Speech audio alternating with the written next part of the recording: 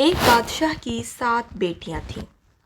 ایک دن بادشاہ بہت خوش ہوتا ہے اور اپنی 7 بیٹیوں کو بلا کر پوچھتا ہے کہ میں تم سب سے ایک سوال پوچھوں گا اور اگر جواب اچھا لگا تو تمہارا من چاہا انعام بھی دوں گا۔ سب ایک قطار میں کھڑی ہو جاؤ اور ایک ایک کر کے بتاؤ کہ تم کس کا دیا کھاتی ہو، کس کا دیا پہنتی ہو۔ 7 میں سے 6 بیٹیوں نے کہا، ابا حضور، ہم آپ کا دیا کھاتے ہیں اور آپ کا دیا پہنتے ہیں۔ آپ ہی کی وجہ سے ہماری یہ شان و شوکت ہے۔ یہ سن کر بادشاہ بہت خوش ہوا اور سب کو ان کی من پسند چیز دے دی۔ جب سب سے چھوٹی بیٹی کی باری آئی تو اس نے کہا، میں اللہ کا دیا کھاتی ہوں اور اپنی قسمت کا پہنتی ہوں اور یہ میرا نصیب ہے۔ بادشاہ یہ سنتے ہی آگ بگولا ہو گیا اور کہنے لگا، اے کم بخت، تو نے میری ناشکری کی ہے، تجھے اس کی سزا ضرور ملے گی۔ شہزادی نے کہا، جو حکم ابا حضور۔ بادشاہ نے سپاہیوں کو حکم دیا کہ جاؤ اسے جنگل میں چھوڑاؤ، میں بھی دیکھوں کہ یہ میرے بغیر کیسے اللہ کا دیا کھاتی ہے اور اپنے نصیب کا پہنتی ہے۔ شہزادی سے تمام زیورات واپس لے لیے گئے اور پرانے کپڑوں میں بغیر کسی ساز و سامان کے بادشاہ کے حکم کے مطابق جنگل میں تنہا چھوڑ دیا گیا۔ لیکن شہزادی بہت پرسکون مطمئن تھی اور توکل اللہ تھی کہ جو اس نے رزق اور عیش و عشرت میرے نصیب میں لکھا ہے وہ مجھے ضرور ملے گا۔ سب سپاہی شہزادی کو چھوڑ کر واپس چلے گئے۔ شہزادی جنگل کو دیکھنے لگی، چاروں طرف درخت ہی درخت تھے اور دوپہر سے شام ہونے والی تھی کہ شہزادی نے سوچا کیوں نہ کچھ لکڑیاں جمع کر لوں تاکہ رات کو آگ جلاؤں، پھر کوئی جنگلی جانور پاس نہیں آئے گا اور رات بھی گزر جائے گی۔ شہزادی جنگل میں لکڑیاں ڈھونڈنے چل پڑی۔ اس کی نظر ایک جھونپڑی پر پڑی جہاں باہر ایک بکری بندھی ہوئی تھی اور اندر سے کھانسنے کی آواز آ رہی تھی۔ پہلے تو شہزادی بہت حیران ہوئی کہ اتنی ویران جگہ پر جھونپڑی۔ جب وہ جھونپڑی کے اندر داخل ہوئی تو کیا دیکھتی ہے کہ ایک بوڑھا ضعیف ایک چارپائی پر لیٹا ہے اور کھانستے کھانستے پانی پانی پکار رہا ہے۔ شہزادی ادھر ادھر دیکھتی ہے تو کونے میں ایک پانی کا گڑھا پڑا ہوتا ہے۔ وہ گلاس میں پانی بھر کر بوڑھے ضعیف کو پلاتی ہے اور جھونپڑی کی صاف صفائی کرتی ہے۔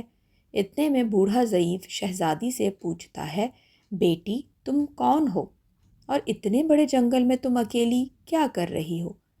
تب شہزادی اسے بتاتی ہے کہ وہ یہاں تک کیسے پہنچی۔ بوڑھا ضعیف اسے جھونپڑی میں ہی رکنے کا کہتا ہے اور کہتا ہے کہ میں شہر میں کام کرتا ہوں، صبح شہر چلا جاؤں گا اور 8 دن کے بعد آؤں گا، تم یہیں رہو اور جھونپڑی میں کھانے کا سامان ہے اور ندی پاس ہی ہے، تم وہاں سے پانی بھر لیا کرنا۔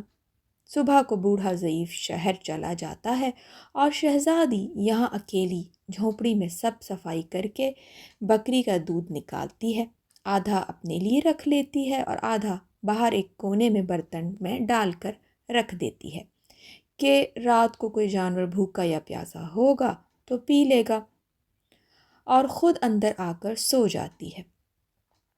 صبح سویرے جب شہزادی اٹھتی ہے تو کیا دیکھتی ہے کہ دودھ کا برتن خالی اور پاس ایک لال پڑا ہوا ہے جو دیکھنے میں بہت ہی نایاب اور قیمتی معلوم ہوتا ہے، اور پاس ہی سانپ کے نشان بھی نظر آتے ہیں۔ تب شہزادی کو یاد آتا ہے کہ بچپن میں اس نے سنا تھا کہ جب کوئی نایاب سانپ بہت خوش ہوتا ہے تو ایک ایسا لال اگلتا ہے کہ جس کی قیمت ہیرے جواہرات سے بھی مہنگی ہوتی ہے۔ شہزادی بہت حیران ہوتی ہے اور دل میں سوچتی ہے کہ شاید سانپ بھوکا تھا، اس لیے وہ دودھ پی کر خوشی میں لال چھوڑ گیا۔ پھر وہ لال اٹھا کر اپنے پاس رکھ لیتی ہے اور پھر اگلی رات شہزادی برتن میں دودھ رکھ دیتی ہے اور اگلی صبح جب دیکھتی ہے تو پھر ایک لال ہوتا ہے۔ ایسے ہی کرتے 7 دن گزر جاتے ہیں اور شہزادی کے پاس 7 لال جمع ہو جاتے ہیں اور اس دن بوڑھا ضعیف بھی آ جاتا ہے۔ تب شہزادی اسے لال دکھاتی ہے اور سارا واقعہ بتاتی ہے اور بوڑھے ضعیف کو 3 لال دیتی ہے اور کہتی ہے کہ شہر جا کر یہ لال بیچ دو اور آتے وقت اپنے ساتھ محل بنانے والے مزدور لے کر آنا۔ باقی 4 لال شہزادی اپنے گلے میں مالا کے طور پر پہن لیتی ہے اور کچھ ہی مہینوں میں جنگل میں ایک عالی شان محل تیار ہو جاتا ہے جس میں بوڑھا ضعیف شہزادی رہنے لگتے ہیں۔ ایسا خوبصورت محل جس میں ہر آرائش، نوکر چاکر، دنیا کی تمام نعمتیں موجود ہوتی ہیں۔ شہزادی جنگل میں لکڑی کی فیکٹری لگا دیتی ہے جس میں غریب کام کرتے ہیں اور ان کی روٹی بھی چلتی رہتی ہے۔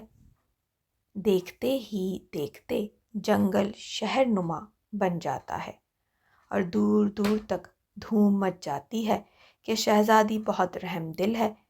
یہ خبر ایسے ہی بادشاہ تک پہنچتی ہے تو بادشاہ کے دل میں اشتیاق ہوتا ہے کہ دیکھوں تو صحیح کون سے ملک کی شہزادی ہے جس کی اتنی تعریف ہے۔ بادشاہ سپاہیوں کے ہاتھ پیغام بھیجتا ہے شہزادی ملنے۔ یہاں شہزادی کے سپاہی جب شہزادی کو بتاتے ہیں تو شہزادی یہ حکم دیتی ہے کہ بادشاہ سلامت ایک شرط پر ہم سے مل سکتے ہیں کہ وہ اپنی تمام بیٹیوں کے ساتھ آئیں۔ سپاہی جا کر بادشاہ کو پیغام دیتے ہیں۔ ایک دن بادشاہ اپنی تمام بیٹیوں کے ساتھ شہزادی کے محل جاتے ہیں۔ شہزادی ان سب سے ملتی ہے چہرے پر نقاب لگا کر اور ان کے لیے 7 رنگ کے کھانے پیش کرتی ہے اور ہر کھانے کے ساتھ اسی رنگ کا جوڑا زیورات پہن کر آتی ہے۔ محل کی شان و شوکت، خوبصورتی اور شہزادی کا انداز بادشاہ اور باقی تمام شہزادیوں کو بہت حیران اور متاثر کرتا ہے۔ آخر میں بادشاہ شہزادی سے کہہ ہی دیتا ہے کہ تم میری بیٹی کی جگہ پر ہو اور میں بھی تمہارے کہنے پر اپنی تمام بیٹیوں کے ساتھ آیا ہوں، پھر ہم سے یہ پردہ کس لیے؟ بہت اصرار پر شہزادی کہتی ہے ٹھیک ہے، میں تیار ہو کر آتی ہوں۔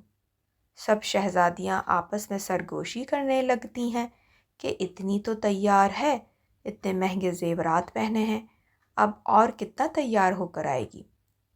اتنے میں کیا دیکھتے ہیں کہ دور سے خستہ حال کپڑوں میں کوئی آ رہا ہے اور غور کرنے پر بادشاہ کو یاد آتا ہے کہ یہ ابھی تک زندہ ہے۔